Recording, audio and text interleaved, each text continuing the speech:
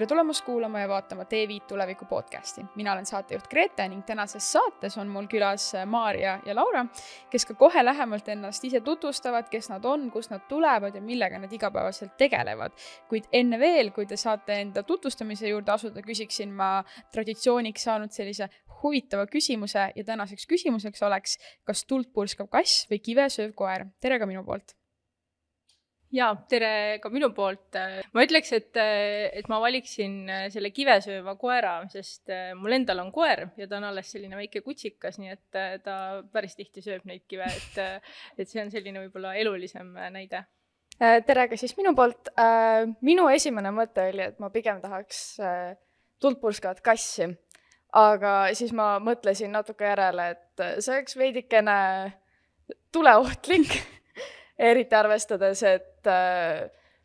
ma elan küll oma majas perega, aga ma ei tahaks väga, et see maja, et ta ei ole nagu nii tulekindel, et pigem siis vist võtaks ikka koera, et aias on kive küll, et ongi odavam koeratoit. Ja, no see sai inspireeritud, see küsimus sai inspiratsiooni sellest, et mul endal on kodus 2 kassi ja üks nendest kassidest on ikka täielik saatana sigitiks, nii et ma ju siin ma arvan, et ta juba annab sama mõttu välja, mis tuldpurskav kass. Aga kes te olete, kust te tulete ja millega te tegelete igapäevaselt? Ja, nagu ma ütlesin, mina olen Maarja ja igapäevaselt töötan Eesti Noorteühenduste Liidus osalusprogrammi juhina. See tähendabki, et minu peamiseks tööülesandeks ongi osalusvaldkonna ja osaluskogude arendamine, nende toetamine, samamoodi ka tegelikult KOV-ide nõustamine siis selles noorte kaasamise ja osalusvaldkonnas, et peamiselt ja üldiselt siis need teemad. Tere, mina olen siis Laura. Minu igapäev tegelikult on see, et ma olen tudeng Tartu Ülikoolis riigiteaduste alal. Nii et ma otseselt nagu tööna noortekogudega ei tegele, kuid ma olen olnud Pärnu linna noortekogu aktiivne liige alates siis 2014. aastast. Et seal on siis minu põhiline nii-öelda osalusega seotud töö, kus me teeme siis lõõnkaasprojektides ja korraldame ja annan siis nii-öelda omapoolset sisendit. No kes meist ei oleks kursis poliitikaga, et igas eluetapis puudutab meie igapäevaelu erinevad valikud, otsused ja arutelud, mis on kellegi teise poolt otsustatud või tõstatatud. Kuid kas kuulaja teadis, et ka tegelikult noortel on väga suur roll poliitikas ja täna teemegi just sellest juttu ja esimene küsimus teile võib-olla olekski, et mis asi on noortevolikogu? Lihtsate sõnadega noortele lahti. Ma võin sellega alustada, sest et kuna ma sattusin noortekokku nii noorelt, et ma olin siis vist vaid 13, siis mina nägin algul noortekogu kui laiendust justkui õpilasesindusele, et see tundus mulle kui õpilasesindus, aga linna tasemel. Et põhimõtteliselt ma nagu sellise arvamusega algul aga väga mööda nii-öelda ei pannud, sest tegelikult noortevolikogud ka annavad nagu sellist väljundit noortele, kuid samas noortekogu on ka koht, kus sa saad ka reaalselt otsustajatega kohtuda ja anda neile siis noortepoolset arvamust edasi. Et on siis nagu nii-öelda kahepoolne see noortekogu, ütleksin. Ja, no selles mõttes ma olen nõus, et sarnane õpilasesindusega, et kui õpilasesindus nii-öelda lahendab neid probleeme ja seab endale eesmärke, mis koolitasandil on, siis noortevolikogu väga otseselt tegeleb just terve nii-öelda omavalitsusega ja kaasab siis laiemalt neid terve omavalitsuse noori, mitte ainult siis kooli nii-öelda koolikeskkonnas. Aga üldiselt jah, ta on selline noortest koosnev kogu, kes siis annab sisendit omavalitsusele, nii valitsusele kui ka siis volikogule, et see on selline üldine kirjeldus. Laura, sa mainisid, et sa jõudsid noortevolikokku, kui sa olid 13. Kus see teekond alguse sai ja kus sul tekkis üldse huvi nii-öelda poliitika vastu või et oma siis sisendit anda kaugemale kui lihtsalt õpilasesindus? Kui aus olla, siis ma arvan, et mingil määral see on kindlasti ka alguse saanud nii-öelda kodusest kasvatusest. Ma küll ei ütleks, et mu vanemad on just nagu hästi sellised, et kes tahavad nii-öelda anda oma sisendit just poliitika valdkonnas, vaid pigem just selles, et nad olid hästi aktiivsed ja julgustasid mind pidevalt kõike proovima ja tegema.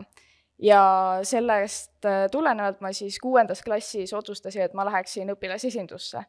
Ja seal olid mul hästi ägedad inimesed täpselt ees, et kool, kus ma käisin, oli gümnaasium sellel ajal, nii et gümnaasiumi õpilased julgustasid kõike korraldama ja kõigest osa võtma ja siis järgneval aastal mulle pakuti, et meil on tegelikult ka Pärnus on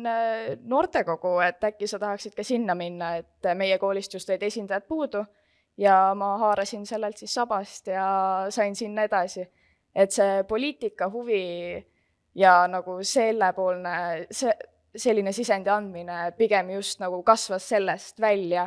et ma avastasin, et mul on tegelikult palju rohkem nii-öelda võimu ja võimalust teha ja avaldada arvamust ja inimesed ka kuulavad selles mõttes, et jah, et need on kõik nagu selles mõttes kasvasid üksteisest siis välja, et minu aktiivne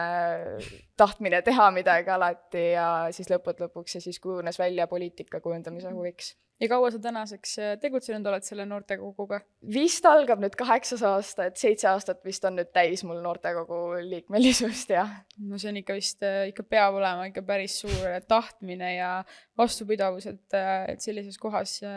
oma arvamust avaldada. Aga milline see noortevolikogu töö siis üldsegi välja näeb, et mis seal toimub, kuidas sinna saab, mida nad teevad, kaua see kestab, et võib-olla natuke vaatajale ja kuulajale seda lahti seletada? No üldiselt see noortevolikogu töö, ta on sarnane omavalitsustes, aga samas ka mõneti erinev, mis oleneb hästi palju sellest omavalitsuse suurusest, kui palju seal noori on, kas seal on, ma ei tea, ainult põhikool või on ka gümnaasiumi osa. Aga noortevolikogu töö, nagu see noortevolikoguga selline mõiste ütleb, ongi siis anda nõu noori puudutavates otsustes. Ja kindlasti ei saa siin ainult taanduda sinna, et noored annavad omavalitsusele infot siis, ma ei tea, noorsootöö, kultuur ja haridusvaldkonnas, et mina olen alati mõelnud sedapidi, et väga oluline on, et noored oleksid kaasatud kõikides nendes valdkondades, mis neid väga otseselt puudutavad, ka linnaruum ja eelarve, et kuidas teha otsuseid, kui üks sihtgrupp on nii-öelda täiesti võib-olla välja jäetud, kui need otsused neid mõjutavad. Aga noortevolikogu sellisest võib-olla nii-öelda struktuurist, siis tavaliselt see mandaat on 2 aastat, et kui sinna kandideerida, siis tavaliselt on selline üsna nii-öelda hea periood, et esimene aasta on see, kus sa sisse elad ja teine aasta on see, kus siis päriselt saab juba midagi tegema hakata. Vot mina ütleks niimoodi, kui sa kindlasti tahad täiendada, on selline vahetu kogemus. Et Pärnu noortekogu, kus mina siis olen liige, et meil on asjad veidike teistmoodi korraldatud, et meil ei olegi mandaadiga, et meil on põhimõtteliselt nii, et kui aktiivne sa ise oled, et nii kaua sa saad liige olla, et meil on nagu noortekokku sattumine ja sinna liikmeks saamine veidikene nagu lihtsam, et meil ei ole seda, et sa pead kandideerima otseselt kindlal ajaperioodil, et on terve aasta läbi võimalik saada liikmeks ja lihtsalt siis liikmete hääletuse poolt siis on see, et kas sa saad liikmeks või mitte, et aga ei ole olnud sellist olukorda, kus inimene ei saa liikmeks, et me oleme Pärnus võtnud nagu sellise suuna, et kui sa näed, et sa oled valmis panustama ja sa tahad teha seda, siis me oleme see koht, mis annaks selleks siis nagu võimaluse. Ma võib-olla kommenteeriks siia juurde ka, et selles mõttes Pärnu on hea näide jah, et seal justkui see nagu toimimine on veidi teistsugune ja tihti võib-olla seda noort ka hirmutab see nii-öelda volikogu mõiste, tegelikult ei ole mitte midagi muud kui lihtsalt, et selline grupp noori, kes siis on kaasas. Aga tihti jah, see volikogu mõiste nii-öelda hirmutab ja meil on hästi palju juttu on olnud ka poliitikast ja poliitika kujundamisest, et see poliitika mõiste on ka võib-olla selline, et mina mingi poliitikaga ei taha tegeleda. Aga selles mõttes poliitikal ja poliitikal on vahe ka ja kui sina ei ole nii-öelda kaasas nendel otsuste tegemisel, siis sorry, aga sinu eest tehakse neid otsuseid ka nii-öelda noorte valdkonnas. Jaa. Kui sa tõid sisse nüüd selle poliitikat, võib-olla saad ka lähemalt kommenteerida, et milline siis see noortevolikogude roll laiemas siis ringis ja poliitikas siis on, et kuidas noortevolikogude arvamused, kas need jõuavad üldse kuhugile kaugemale kui omavalitsus ja kas on mingeid näiteid, mida on juba täna näiteks noortevolikogud ära teinud või midagi on saavutatud või? Ja no nagu ma rääkisin, siis noored ei saa rääkida kaasa ainult sellistel nii-öelda jutumärkides noorte teemadel, et tuleb ikkagi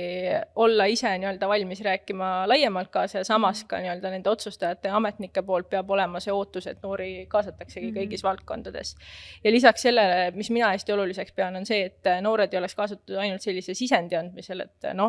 ametnik küsib, et mis te arvate mingist teemast. Ja noored annavad sisendit, esiteks nad ei tea, kas siis kuidagi jõudis see poliitikaks või ei jõudnud ja nad ei saa sellele tagasisidet, et on hästi oluline, et see noor oleks kaasatud terves selles protsessis, nii sisendi andmisel, planeerimisel kui ka selle nii-öelda elluviimisel. Ja sealhulgas on oluline, et talle antakse tagasisidet. Ehk miks nii otsustati, sest tihti ei saa otsustada nii, nagu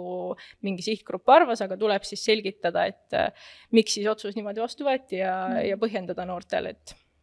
et kas siis võeti otsus vastu ja miks miks siis otsustati võib-olla teistpidi, kui noored arvasid. Laura, kas sul on mingid näiteid, mida on Pärnu noortevolikogu korda saatnud ja teinud, et mis on jõudnud ka võib-olla kaugemale või mis on omavalitsuse tasandil tehtud? Võib-olla mul nii täpseid näiteid isegi ei ole, aga ma tean seda, et me oleme hästi palju teinud viimasel selliseid küsitlusi, mis me kanname alati siis volikogule ette, et neile anda teada, et mis nagu noored arvavad, mis reaalselt toimub, aga ka lihtsalt võib-olla on nagu see, et me oleme Pärnus on nagu, ma olen ise vähemalt nende aastate jooksul näinud, et mis ma olen seal olnud, et mida aeg edasi, seda rohkem nagu väärtustatakse seda, kuidas seda meie enda initsiatiivi, et me tahame rohkem nagu kaasa rääkida ja olla osa sellest protsessist. Ma tooks siia veel juurde selle, et minu meelest sa ütlesid hästi, et teete nii-öelda küsitlusi ja kogute laiemalt seda sisendit, et see on ka hästi oluline, et kui see nii-öelda kamp noori kokku tuleb, kes siis on see noortevolikogu, et nad ei otsustaks ainult enda selle liikmete keskselt, vaid kaasaks ka laiemalt omavalitsuse noori. Ongi mingid küsitlused, intervjuud, et see noortevolikogu liige peaks ikkagi mõtlema selle peale, et ta on päriselt saanud nii-öelda võimaluse seista kõigi selle omavalitsuse nii-öelda noorte eest. Aga võib-olla statistikast natukene, et kuidas on üldse noortevolikogudega Eestis, et kas iga omavalitsuse juures on noortevolikogu või mis see statistika täna on? Kas Eesti on heas kohas või Eesti on pigem kuskil mehis kohas omadega? No ma usun, et meil on päris hästi, et meil on 76 omavalitsuses osaluskogu, olgu selleks siis kas aktiivgrupp või noortevolikogusid on 57 ja aktiivgruppe on siis 19, noortevolikogu ja aktiivgruppi vahe on siis see, et noortevolikogu on selline vastu võetud põhimäärusega, natukene justkui formaalsem grupp. Aktiivgrupp on siis selline mitteformaalne noortest koosnev grupp, aga ka nende eesmärk on saada noortevolikoguks. Et see on see statistika ja lisaks on, ma arvan, me ei saa ka taanduda ainult sellele, et noortevolikogu on ainukene osalusvõimalus, et tegelikult see on hästi palju laiem. Nagu sina tõid sisse õpilasesindused ja tegelikult meil on ka ministeeriumite juures noortenõukogud ja sellised, kes siis annavad sisendit just selle riigipoliitika kujundamisele, et see on ka hoopis laiem ja ka tavaline valimas käimine on nii-öelda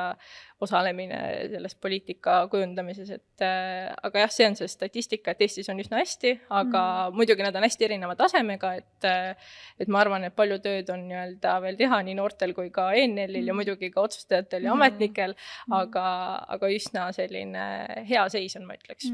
Ja ma ütleks ka omalt poolt, et nagu ma olen hästi palju viimasel ajal osalenud just rahvusvahelistes projektides ja aina rohkem ma näen sellist mustrit, et kui palutakse jagada oma kogemust sellest, kuidas noored saavad kaasa rääkida või et kuidas teil asjad töötavad, siis kui on Eesti kord rääkida, siis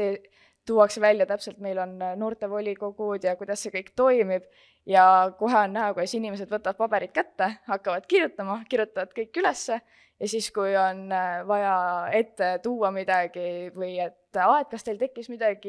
mingisugune idee, mida koju viia oma riiki, siis tuuakse täpselt see Eesti süsteem välja. Et selles mõttes on meil nagu väga soliidne struktuur nagu välja kujunenud. Ja sellega seoses tegelikult me oleme ju ka koos ühes rahvusvahelises projektis osalenud, meie käisime Prantsusmaal Strasbourgis ühel noorte demokraatia nädalal ja seal tegelikult võis ju ka seda näha, kui palju oldi nii-öelda Eestist vaimustuses või et Eestis on ikkagi asjad päris hästi. Kuid võib-olla selline küsimus, mis siin vahepeal nagu tekkis, et kui meid kuulab praegu üks, no ütleme selline, teeme kiire profiili, ütleme 14-aastane Maie kuskilt Võrust kuulab meid ja ta on nagu terve elu mõelnud, et ta tegelikult nii palju, mida nagu kuidagi oma arvamust avaldada või mida öelda, siis miks peaks üldse üks koolinoor tundma huvi poliitikast ja mitte siis just nagu võib-olla suurtest riigipoliitika asjadest, vaid just nagu kas või oma kodukoha poliitikast, et miks see tähtis on noorte jaoks või miks oleks vajalik, et noored oleksid kaasatud või noored tunneksid, et nad peaksid, et nad jäävad justkui millestki ilma, kui nad ei osale või ei anna oma sisendit? Ja, no päris paljust jääb ilma, aga ja selles mõttes, et ma vist juba korra ütlesin seda, aga minu meelest number 1 on see, et kui sa ei ole nagu kaasatud ja kui sa ei osale, siis sinu eest tehakse neid otsuseid, et kui sa ei anna nii-öelda enda mingit mõtteid ja ideid edasi, siis paraku teevad seda teised. Aga üldiselt ma arvan, selline noorte aktiivsus on ka hästi nii-öelda positiivne just noore enda jaoks seetõttu, et sealt saab ju väga palju tutvusi, kogemusi, väga hea nii-öelda kogemuse just selles võib-olla juhtimisvaldkonnas ja tegelikult saad ka kokku saada siis tulevaste selliste tipptegijatega, et kui täna on keegi noortevolikogu juht, siis ma olen päris kindel, et ta tulevikus on ka ikkagi väga sellisel heal kohal, et head tutvused kindlasti ja muidugi ka selline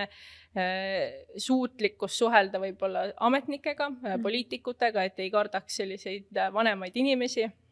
et selle ma tooksin ka sisse kindlasti. Ja ma tahaks veel kindlasti lisada seda, et tegelikult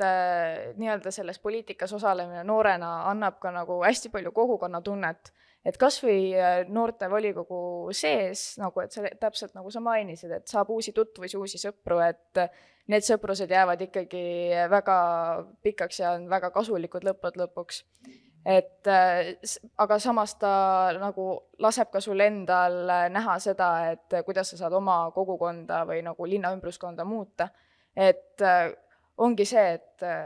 muidu kui sa ise ei tee neid otsuseid või ei ole selle protsessi juures, et siis tehaksegi sinu eest need asjad ära, aga ka nagu teine pool on see, et sa ise elad selles keskkonnas ja sa ise kujundad seda keskkonda, sul on ja sa ise tead, mis on sulle kõige parem.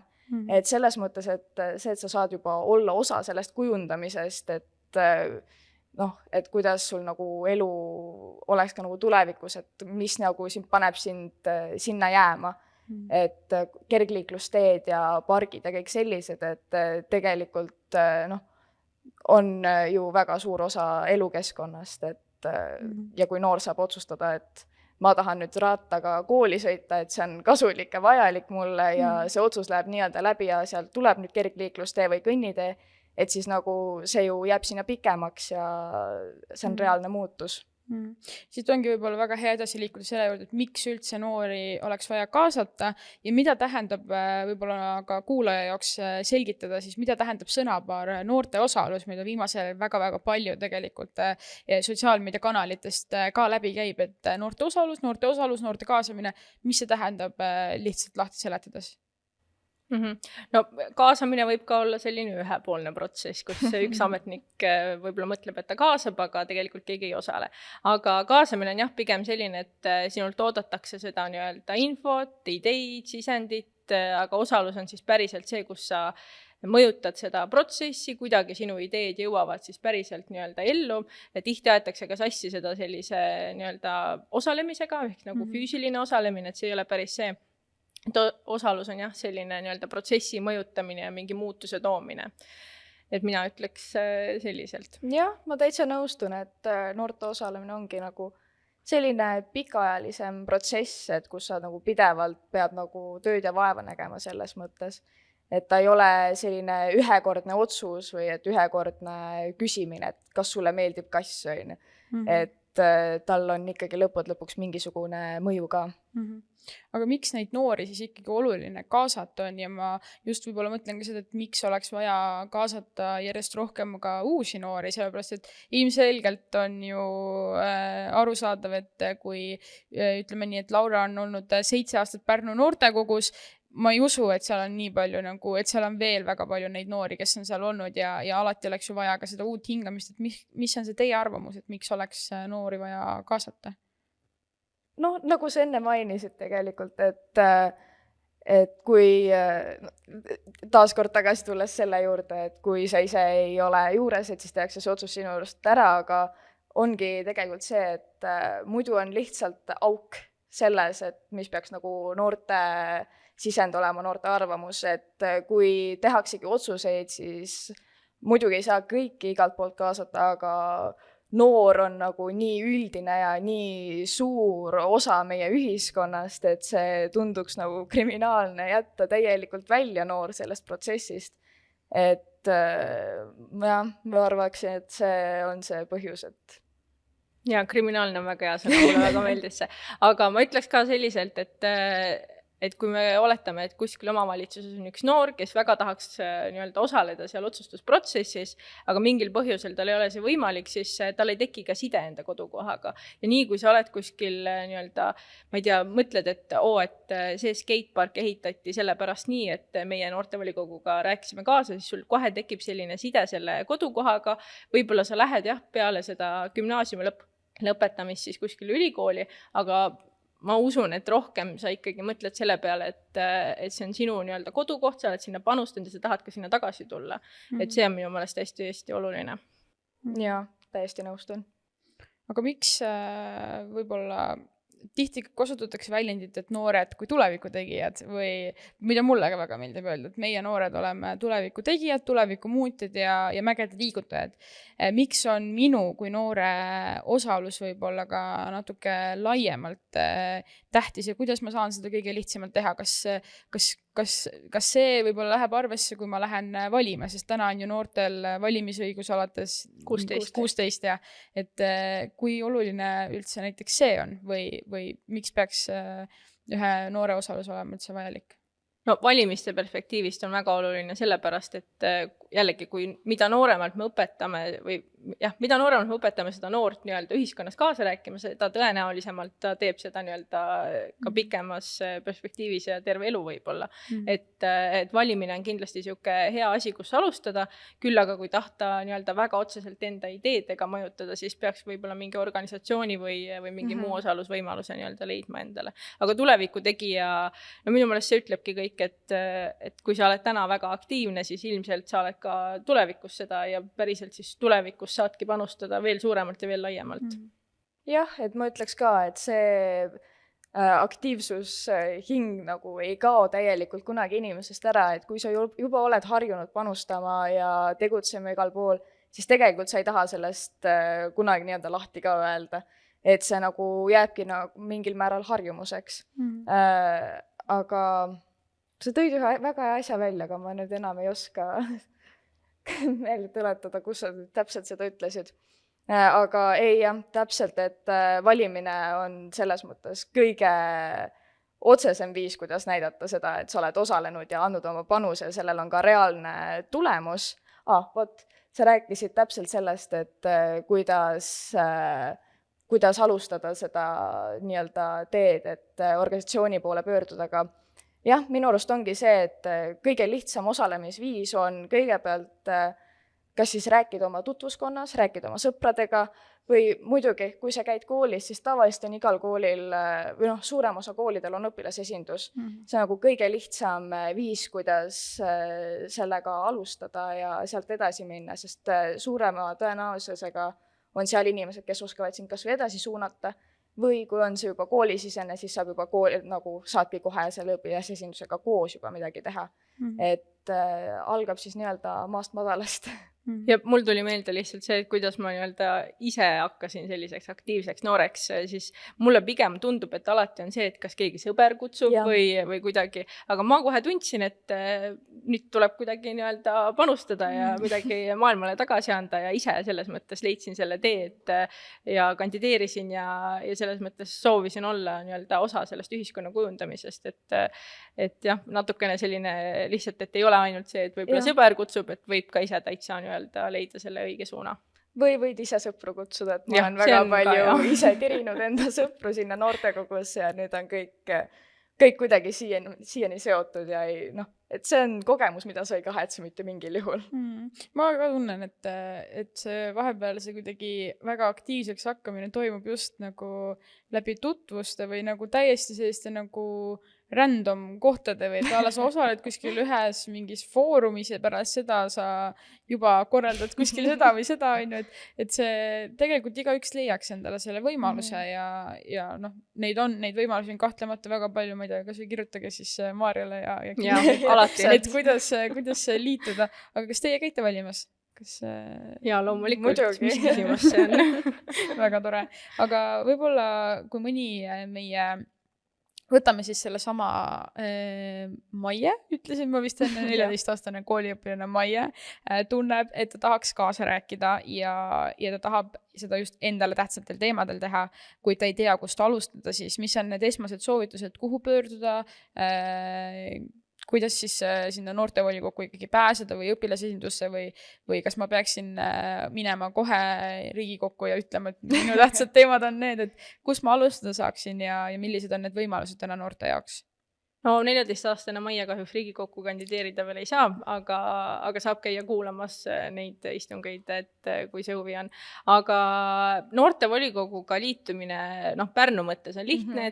et kui sa nii-öelda avaldad soovi, siis seda menetletakse ja siis loodetavasti võetakse vastu, nagu ma aru saan, siis kõik on vastu võetud. Aga üldiselt jah, et meil on osaluskogud.ee lehekülg, kus on selline kaart, kus sa näedki, et ma ei tea, oletame, et elad seal Anija vallas, vaatad, et nii Anija vald, kes on seal noortevolikogu esimees, saan temaga ühendust võtta, et see on hästi hea selline, kui sul tõesti ei ole mingit mõtet, et kuhu pöörduda, siis alati ENL aitab ja see osaluskogude leht on hea koht. Aga ma arvan, et ka guugeldades leiab hästi lihtsalt need noortevolikogud üles, et tänapäeval nad on kõik sotsiaalmeedias ja Facebooki või Google'isse sisse see Anija valla noortevolikogu. Ma ei tea, miks see Anija valla näide, aga lihtsalt päris paljudes omavalitsustes need osaluskogud toimivad, et kindlasti leiab selle infoga selles mõttes üsna lihtsalt. Jah, ja teine võimus, nagu ma juba enne mainisin, siis õpilasesindused ja kooli huvijuht ja kas või siis aktiivsemad õpilased koolis, sest nagu me enne mainisime, siis tavaliselt tirivad sõbrad sind noortekokku, et selles mõttes, et see tee sinna tavaliselt toimubki nii-öelda nagu lainetena, et keegi teab midagi ja tirib kellegi teise kaasa või et ongi, et osaled mingil ägedal üritusel ja siis tekib huvi, et aga kes seda korraldas ja